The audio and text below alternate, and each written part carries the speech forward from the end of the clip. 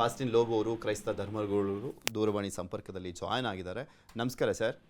ನಮಸ್ಕಾರ. ನಿಮ್ಮ ಸಮುದಾಯಕ್ಕೆ ಒಂದು ದೊಡ್ಡ ಆಘಾತ, ಪೋಪ್ ಫ್ರಾನ್ಸಿಸ್ ಅವರು ನಿಧನವನ್ನು ಹೊಂದಿರುವಂಥದ್ದು. ಯಾವ ರೀತಿಯಾಗಿ ನೆನೆಸ್ಕೊಳ್ತಾ ಹೋಗ್ತೀರಾ ಅವ್ರ ಬಗ್ಗೆ?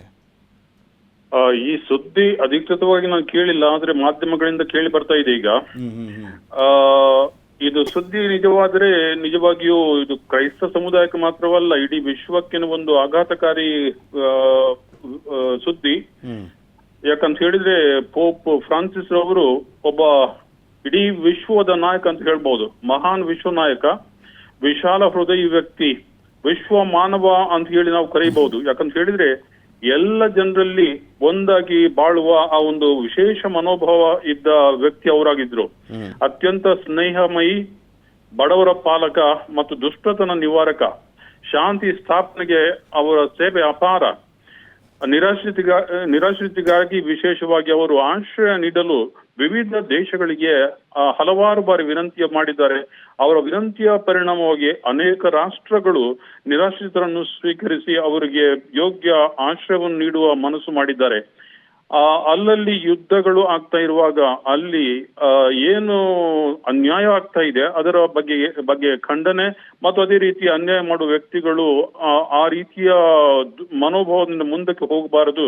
ಆದಷ್ಟು ಬೇಗ ಯುದ್ಧವನ್ನು ನಿಲ್ಲಿಸಬೇಕು. ಇದು ಯುದ್ಧ ನಮ್ಮ ಮನುಕುಲಕ್ಕೆ ಒಳ್ಳೇದಲ್ಲ ಅಂತ ಹೇಳುವ ಆ ವಿಚಾರವನ್ನು ಹಲವಾರು ಬಾರಿ ಅವರು ಹಲವಾರು ರಾಷ್ಟ್ರಗಳಿಗೆ ಹೇಳಿದ್ದಾರೆ. ಆಗಾಗ ಈ ರೀತಿಯ ಸೂಚನೆಗಳನ್ನು ಅವರು ನೀಡ್ತಾ ಇದ್ದಾರೆ. ಆದ್ರಿಂದ ಅವರು ಕ್ರಿಸ್ತರು ನಮ್ಗೆ ಕಲಿಸಿದ ಆ ವಿಶೇಷ ಮೌಲ್ಯಗಳು ಏನಿವೆ, ಪ್ರೀತಿ, ಶಾಂತಿ, ನ್ಯಾಯ, ಇವುಗಳನ್ನು ತಮ್ಮ ಜೀವನದಲ್ಲಿ ಅಳವಡಿಸಿ ವಿಶೇಷ ರೀತಿಯಲ್ಲಿ ಅದಕ್ಕಾಗಿ ಇಡೀ ವಿಶ್ವವನ್ನೇ ಗಮನದಲ್ಲಿಟ್ಟು ಅವರು ಈ ಸೇವೆಯನ್ನು ನೀಡ್ತಾ ಇದ್ರು.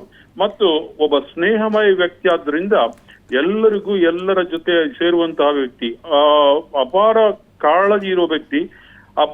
ಜನರು ಕಷ್ಟದಲ್ಲಿರುವಾಗ ವಿಶೇಷವಾಗಿ ಮಿಡಿತವನ್ನು ಅವರು ಹೊಂದಿದ್ದರು.